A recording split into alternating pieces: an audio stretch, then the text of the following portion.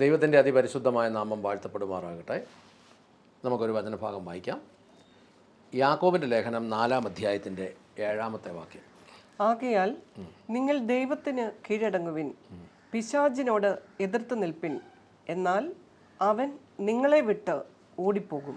ആകയാൽ നിങ്ങളെ തന്നെ ദൈവത്തിന് കീഴ്പ്പെടുത്തുവിൻ, പിശാചിനോട് എതിർത്ത് നിൽക്കുവിൻ, അപ്പോൾ അവൻ നിങ്ങളെ വിട്ട് ഓടിപ്പോകും. അതായത് ഒന്നാമത്തെ പ്രോസസ്സ് എന്ന് പറയുന്നത് നിങ്ങളെ തന്നെ അല്ലെ നമ്മളെ തന്നെ ദൈവത്തിന് കീഴ്പ്പെടുത്തണം. 2, പിശാചിനോട് എതിർത്ത് നിൽക്കണം. ദൈവത്തിന് കീഴ്പ്പെടാത്ത അല്ലെങ്കിൽ കീഴ്പ്പെടുത്താത്ത ഒരുവന് പിശാചിനോട് എതിർത്ത് നിൽക്കാൻ കഴിയില്ല. അങ്ങനെ എതിർത്ത് നിന്നാൽ മാത്രമേ അവൻ ഓടിപ്പോവുകയും ചെയ്യുകയുള്ളൂ എന്ന് പറഞ്ഞു. അതായത് ദൈവത്തിന് കീഴ്പ്പെടുത്തുക എന്ന് പറഞ്ഞാൽ അർത്ഥം വചനത്തിന് കീഴ്പ്പെടുത്തുക എന്നാണ്. അല്ലാതെ ഞാൻ നിനക്ക് കീഴ്പ്പെടുന്നു എന്നെ കീഴ്പ്പെടുത്തുന്നു എന്ന് ചുമ്മാ പറഞ്ഞിട്ടൊന്നും കാര്യമൊന്നുമില്ല. അത് ചുമ്മാ വെറും വെള്ളത്തിലാണ്. അപ്പോൾ ദൈവത്തിന് കീഴ്പ്പെടുത്തുക എന്ന് പറഞ്ഞാൽ വചനത്തിന് കീഴ്പ്പെടുത്തുക എന്നാണ്. വചനത്തിന് കീഴ്പ്പെടുത്തുക എന്ന് പറഞ്ഞാൽ എന്നാ? വചനം എന്ത് പറയുന്നുവോ അതുപോലെ അനുസരിക്കുക എന്നതാണ്. പല കാര്യങ്ങളും വചനം പറയുന്നത് അനുസരിക്കാൻ ശരീരം, ദേഹം അല്ലെങ്കിൽ ദേഹി സമ്മതിക്കല. അപ്പോൾ ആ സമ്മതിക്കാത്തവനെ വചനത്തിൻ്റെ വ്യവസ്ഥയ്ക്കകത്ത് ബലമായിട്ട് പിടിച്ചു നിർത്തുക എന്ന് പറയുമ്പോൾ അതിനെ കീഴ്പ്പെടുത്തൽ തന്നെയാകും. ഞാനിത് പറയാൻ തുടങ്ങിയത്, ഞാൻ ഈ ദിവസങ്ങളിൽ ഒരു ബുക്ക് വായിക്കുമ്പോൾ 1950കളിൽ USA-യിൽ സുവിശേഷകനായിരുന്ന ഒരു വ്യക്തി, ഒരു ദൈവദാസൻ, തൻ്റെ ഒരു പുസ്തകത്തിൽ ഒരു ദർശനം അല്ലെങ്കിൽ ഒരു സംഭവം എഴുതി വച്ചിട്ടുണ്ട്. ഇനിമേൽ എന്ത് സംഭവിക്കും എന്ന് ഓർത്തുകൊണ്ട് തൻ്റെ കിടക്കമേൽ കിടക്കുമ്പോൾ രാത്രി ദർശനത്തിൽ ഒരു ദൂതൻ അദ്ദേഹത്തെ കൂട്ടിക്കൊണ്ട് നരകവാതിക്കലെത്തിച്ചു. എന്ന് പറഞ്ഞാൽ നരകത്തിൻ്റെ തുറക്കാത്ത അതിഭീകരമായ വാതിലിൻ്റെ മുമ്പിൽ ചില ചോദ്യങ്ങൾ ചോദിക്കാൻ ദൂതൻ അങ്ങോട്ട് കൽപ്പിച്ചു. അപ്പോൾ ഈ നരകത്തിൻ്റെ അതിഗംഭീരമായ വാതിലിൻ്റെ മുമ്പിൽ ഇദ്ദേഹം പോയി നിന്നിട്ട് ദൂതൻ പറഞ്ഞ പോലെ ആദ്യത്തെ ചോദ്യം ചോദിച്ചു, ഇതിനകത്ത് റോമൻ കാത്തലിക്സുകാരുണ്ടോ എന്ന് ചോദിച്ചു. നരകത്തിനകത്ത് അന്നേരം അതിനകത്തെന്ന് പറഞ്ഞു ധാരാളം ഉണ്ടെന്ന് പറഞ്ഞു. അടുത്ത ചോദ്യം ലത്തീൻ കാത്തലിക്സ് ഉണ്ടോ എന്ന് ചോദിച്ചു. അന്നേരം പറഞ്ഞു ധാരാളം ഉണ്ടെന്ന് ചോദിച്ചു. ഉണ്ടെന്ന് പറഞ്ഞു.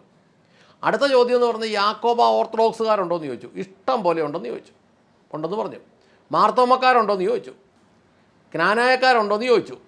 CSIക്കാരുണ്ടോ എന്ന് ചോദിച്ചു. എല്ലാവരും ഇഷ്ടം പോലെ ഉണ്ടെന്ന് പറഞ്ഞു. അന്നേരം ഇദ്ദേഹം ഓർത്തു. പിന്നെ അദ്ദേഹം ചോദിച്ചു പ്രൊട്ടസ്റ്റൻറ്റുകാരുണ്ടോ എന്ന് ചോദിച്ചു. ഇഷ്ടം പോലെ ഉണ്ടെന്ന് പറഞ്ഞു. അപ്പോൾ അടുത്ത ചോദ്യം ചോദിച്ചു പെന്തക്കോസുകാരുണ്ടോ എന്ന് ചോദിച്ചു. അവന്മാരെ ഉള്ളെന്ന് പറഞ്ഞു ഇതിനകത്ത്. അപ്പോൾ പറഞ്ഞു വന്നു കഴിഞ്ഞപ്പോൾ പുരോഹിതന്മാരും പാസ്റ്റർമാരും ശുശ്രൂഷകരും ഒക്കെ ഉണ്ടോ എന്ന് ചോദിച്ചു. ഇഷ്ടം പോലെ ഉണ്ട്, അവരെ തട്ടിയിട്ട് മുട്ടിയിട്ടൂടെ നടക്കത്തുമില്ലെന്ന് പറഞ്ഞു. അന്നേരം വീണ്ടും ചോദിച്ചു ന്യൂ ജനറേഷൻ സഭക്കാരുണ്ടോ. പിന്നെ അവന്മാരാണ് ഇതിനകത്ത് ഏറ്റവും കാര്യമായിട്ട് കിടക്കുന്നത് പറഞ്ഞു. അപ്പം നരകത്തിൻ്റെ വാതൊക്കെ ചെന്ന് നിന്ന് ചോദിക്കുമ്പോൾ ഈ ചോദ്യമൊക്കെ ചോദിച്ചപ്പോൾ ഈ എല്ലാവരും അവിടെ ഉണ്ടെന്ന് പറഞ്ഞു. ഉടനെ ദൂതൻ ഈ മനുഷ്യനെ സ്വർഗത്തിൻ്റെ വാതൊക്കെ കൊണ്ടുവന്നു. അവിടെ ചെന്നിട്ട് ഈ ചോദ്യമൊക്കെ ചോദിച്ചു. ഇതിനകത്ത് RC-കാരുണ്ടോ എന്ന് ചോദിച്ചു. അന്നേരം പറഞ്ഞു RC-കാരൊന്നും ഇതിനകത്തില്ലെന്ന് പറഞ്ഞു സ്വർഗത്തിൻ്റെ അകത്ത്. അപ്പോൾ ലത്തീൻകാരുണ്ടോ എന്ന് ചോദിച്ചു. ലത്തീൻകാരും ഇല്ലെന്ന് പറഞ്ഞു. അന്നേരം ചോദിച്ചു യാക്കോബ ഓർത്തഡോക്സ് വിഭാഗക്കാരുണ്ടോ. അവരില്ലെന്ന് പറഞ്ഞു. ഇതിനകത്ത് അവരൊന്നും ഇല്ലെന്ന് പറഞ്ഞു. മാർത്തോമക്കാരുണ്ടോ എന്ന് ചോദിച്ചു. അവരും ഇല്ലെന്ന് പറഞ്ഞു. അപ്പോൾ ചോദിച്ചു CSIക്കാരുണ്ടോ. CSIക്കാരും ഇല്ല. അപ്പോൾ ചോദിച്ചു പ്രൊട്ടസ്റ്റൻറ്റുകാരുണ്ടോ. പ്രൊട്ടസ്റ്റൻറ്റുകാരും ഇല്ല. അപ്പോൾ അവസാനം ചോദിച്ചു എന്നാൽ പിന്നെ പെന്തക്കോസുകാർ മുഴുവൻ ഇതിനകത്തായിരിക്കുമല്ലോ എന്നുള്ള കണക്കൂട്ടിൽ ചോദിച്ചു പെന്തക്കോസുകാർ ഇതിനകത്തുണ്ടോ. അന്നേരം ദൂതൻ പറഞ്ഞു പെന്തക്കോസുകാരും ഇതിനകത്തില്ല. സ്വർഗത്തിലെ കാര്യമാണ് പറയുന്നത്. അന്നേരത്തേനും പിന്നെ ചോദിച്ചു അന്നേരം ഈ ന്യൂ ജനറേഷൻകാരുണ്ടോ. ഒരുത്തനും ഇല്ലെന്ന് പറഞ്ഞതിനകത്ത്. അന്നേരം ചോദിച്ചു അച്ഛന്മാരോ ശുശ്രൂഷകരോ പാസ്റ്റർമാരോ ആരെങ്കിലും ഇതിനകത്തുണ്ടോ എന്ന് ചോദിച്ചു. ഒരുത്തനും ഇല്ലെന്ന് പറഞ്ഞു. നരകത്തിൽ യുവന്മാരെല്ലാം ഉണ്ട് താനും, സ്വർഗത്തിൽ യുവന്മാരാരും ഇല്ലെന്ന് പറഞ്ഞു.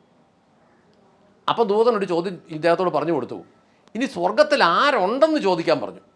സ്വർഗത്തിൽ ആര് ഉണ്ട് എന്ന് ചോദിക്കാൻ പറഞ്ഞു. അങ്ങനെ ആ ചോദ്യം ചോദിച്ചു. ഇതിനകത്ത് ഇനി ആരൊക്കെയാണ് ഉള്ളതെന്ന് ചോദിച്ചപ്പോൾ ദൂതൻ പറഞ്ഞു ഇവിടെ ദൈവവചനം അനുസരിക്കുന്നവർ മാത്രം ഉള്ളെന്ന് പറഞ്ഞു. ദൈവവചനം അനുസരിക്കുന്നവർ മാത്രമേ ഇതിനകത്തുള്ളെന്ന് ദൂതൻ പറഞ്ഞു. സ്വർഗത്തിനകത്തുനിന്ന് അല്ല അതിൻ്റെ വാതിലിനകത്തുനിന്ന് കേൾക്കുന്ന ഉത്തരവ് ഇതാണ്, ദൈവവചനം അനുസരിക്കുന്നവർ മാത്രമേ ഇതിനകത്തുള്ളൂ.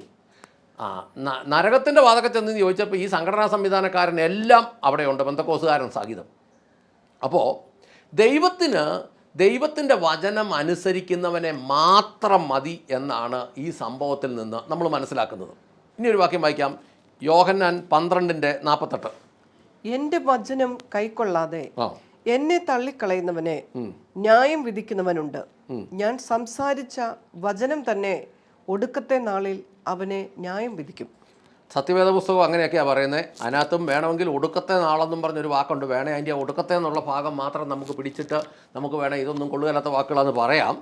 എന്നാൽ ഞാനത് അങ്ങനെ പറയുന്നതിൻ്റെ കാരണം എന്നറിയോ, നമ്മൾ ഈ വിശ്വാസികളുടെ ഇടയ്ക്ക് പറയാൻ മേലാത്ത ഒത്തിരി വാക്കുകളുണ്ട്. പക്ഷേ വിശ്വാസിക്ക് എന്നാ വൃത്തിയോട് വേണമെങ്കിലും കാണിക്കുന്നതിന് കുഴപ്പമില്ല, പറയുന്നതിന് കാര്യത്തിൽ മാത്രമേ വിഷയമുള്ളൂ. എന്നെ തിരസ്കരിക്കുകയും എൻ്റെ വാക്കുകൾ സ്വീകരിക്കാതിരിക്കുകയും ചെയ്യുന്നവനെ വിധിക്കുന്ന ഒരു വിധികർത്താവുണ്ട്. ഞാൻ സംസാരിച്ച വചനം തന്നെ അവസാന നാളിൽ അവനെ ന്യായം വിധിക്കും. അപ്പോൾ ഇവിടെ പറയുന്നത് വചനം ന്യായം വിധിക്കും എന്നാണ് പറയുന്നത്. ഞാനിത് പറയാനുള്ള കാരണം, ഇപ്പോൾ ഈ സാഹചര്യത്തിൽ ഇത് പറയാനുള്ള കാരണം എന്നാന്ന് ചോദിച്ചാൽ, നമ്മുടെ ഈ വയനാട് ദുരന്തത്തിൽ അനേകർ മരിച്ചു. ഈ മേപ്പാടിയിൽ അവിടെ നമ്മൾ പ്രത്യേകമായി ശ്രദ്ധിക്കേണ്ട ഒരു കാര്യമുണ്ടായിരുന്നു. ഈ മുസ്ലിം സഹോദരന്മാർ അവരും പല പല വിഭാഗങ്ങളിൽപ്പെട്ടവരുണ്ട്. ഷിയാന്നും സുന്നിന്നും ഒക്കെ പറഞ്ഞ് പല വിഭാഗങ്ങളുണ്ട്.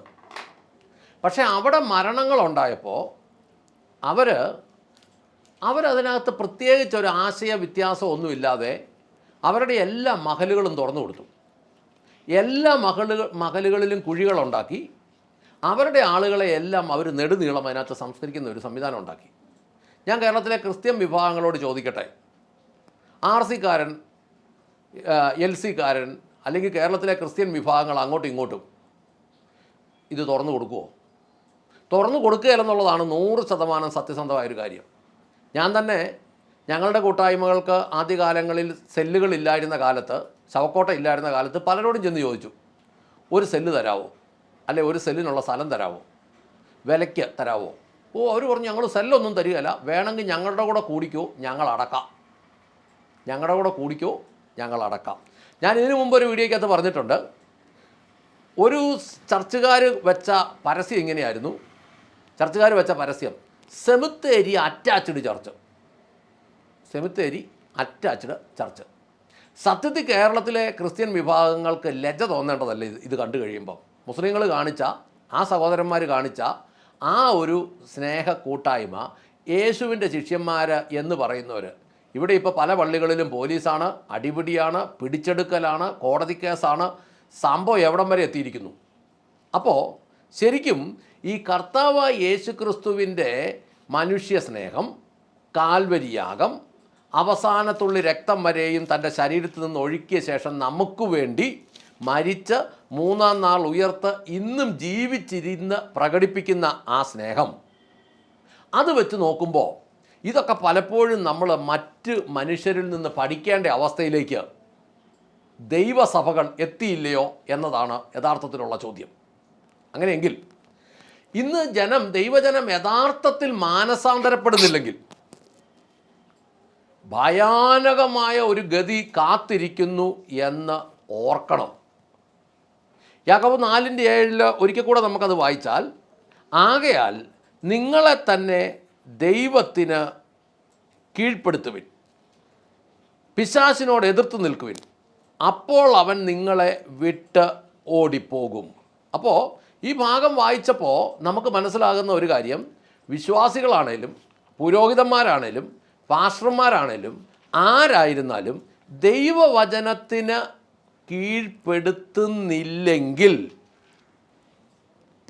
സംഭവിക്കാൻ പോകുന്നത് പിശാച് വിട്ട് ഓടിപ്പോകുകയൊന്നുമില്ല. പിശാച് കൂട്ടത്തിൽ തന്നെ കാണും. അതിൻ്റെ സൂചനകൾ ഇന്ന് കാണുന്ന സംഭവങ്ങൾ നമ്മളെ ഓർമ്മിപ്പിക്കുന്നു. ഈ ഒരു അവസ്ഥയിൽ നമ്മളിവിടെ പലപ്പോഴും ചിന്തിക്കുന്നു, പല ദരിദ്ര സഭകളും എന്ന് പറഞ്ഞാൽ എണ്ണത്തിലും സമ്പത്തിലും കുറവുള്ള, ഭൗതികമായ കാര്യത്തിൽ അംഗബലത്തിലും സമ്പത്തിലും ഒക്കെ കുറവുള്ള പല സഭകളും അവിടുത്തെ വിശ്വാസികളൊക്കെ മരിക്കുന്ന സമയത്ത് അവർ ആ ബോഡി വെച്ചിട്ട് അതൊന്ന് അടക്കാൻ വേണ്ടി കിടുന്ന പെടാപ്പാട് കാണുമ്പോൾ സ്വാഭാവികമായിട്ടും നമുക്ക് മനസ്സിലാകും, അവിടെയൊക്കെയാണ് ഈ വയനാട് ആ മുസ്ലിം സഹോദരങ്ങൾ കാണിച്ചു തന്ന ഒരു മാതൃക, അവർക്ക് അവരുടെ ആളുകളോട് അവരുടെ സ്നേഹത്തോടൊക്കെയുള്ള ഒരു മാതൃക കേരളത്തിലെ ക്രിസ്ത്യൻ സമൂഹങ്ങൾ കൃത്യമായും ഒന്ന് മനസ്സിലാക്കേണ്ടതാണ് എന്ന് നമ്മൾ ഈ സമയത്തൊന്ന് ഓർക്കാം. അതുകൊണ്ട് ആകയാൽ നിങ്ങളെ തന്നെ ദൈവത്തിന് കീഴ്പ്പെടുത്തുവിൻ, വചനത്തിന് കീഴ്പ്പെടുത്തുവിൻ, പിശാചിനോട് എതിർത്ത് നിൽക്കുവിൻ. അങ്ങനെയാണ് അവൻ നിങ്ങളെ വിട്ട് ഓടിപ്പോകും. ഓടിപ്പോകുന്നില്ലെങ്കിൽ അവൻ നിങ്ങളുടെ കൂട്ടത്തിൽ വസിക്കും. കൂട്ടത്തിൽ വസിച്ച് അവൻ നിങ്ങളെ അവൻ്റെ രാജ്യത്ത് അല്ലെങ്കിൽ പാതാളത്തിൽ നിത്യതീക്കകത്ത് അവൻ എത്തിക്കും എന്ന് നമുക്ക് ഓർക്കാം. പ്രാർത്ഥിക്കാം. സ്വർഗസ്ഥനായ ഞങ്ങളുടെ നല്ല പിതാവേ, ഞങ്ങളുടെ കർത്താവായ യേശുക്രിസ്തുവേ, പരിശുദ്ധാത്മാവായ ഞങ്ങളുടെ നല്ല ദൈവമേ, ജനത്തിന് അനുഗ്രഹമല്ലാത്ത നിയമങ്ങളും ചട്ടങ്ങളും ന്യായപ്രമാണത്തിനേക്കാളും കടുകെട്ടി സ്വയമായി ഉണ്ടാക്കി വെച്ച സഭാ സംഘടനാ സംവിധാനങ്ങളുടെ നിയമങ്ങളും ചട്ടങ്ങളും കർത്താവെ വേർതിരിവുകളും വേലിതിരിവുകളും ഒക്കെ ഞങ്ങളുടെ ജീവിതത്തിൽ നിന്ന് മാറിയിട്ട് ഞങ്ങൾ സമാധാനത്തിലും സന്തോഷത്തിലും ഐക്യത്തിലും ഞങ്ങളുടെ നാടിതല്ല, ഞങ്ങളുടെ ഭൂമി ഇതല്ല എന്നുള്ള വ്യക്തമായൊരു ബോധ്യത്തിൽ ജീവിച്ച് കർത്താവിൽ നിദ്ര പ്രാപിച്ച് കർത്താവ് വീണ്ടും വരുന്ന സമയത്ത് അവൻ്റെ കാഹളം കേൾക്കുമ്പോൾ ഉയർത്തെഴുന്നേൽക്കാനും അല്ലെങ്കിൽ അങ്ങയുടെ വീണ്ടും വരവെങ്കിൽ രൂപാന്തരം പ്രാപിച്ച് അവനോട് ചേരുവാനും തക്കവണ്ണം ദൈവസ്നേഹത്താൽ നിറഞ്ഞ് ജീവിക്കുവാൻ ദൈവം ഞങ്ങളെ ബലപ്പെടുത്തി അനുഗ്രഹിക്കണമേ എന്ന് പ്രാർത്ഥിക്കുന്നു. കേൾവിക്കാർ ഓരോരുത്തരെയും അനുഗ്രഹിക്കണം, കൃപയാ നടത്തണം. അങ്ങ് പ്രാർത്ഥന കേട്ട് അനുഗ്രഹിച്ച കൃപയ്ക്ക് നന്ദി. യേശു ക്രിസ്തുവിൻ്റെ ധന്യമുള്ള നാമത്തിൽ തന്നെ. ആമേൻ, ആമേൻ, ആമേൻ.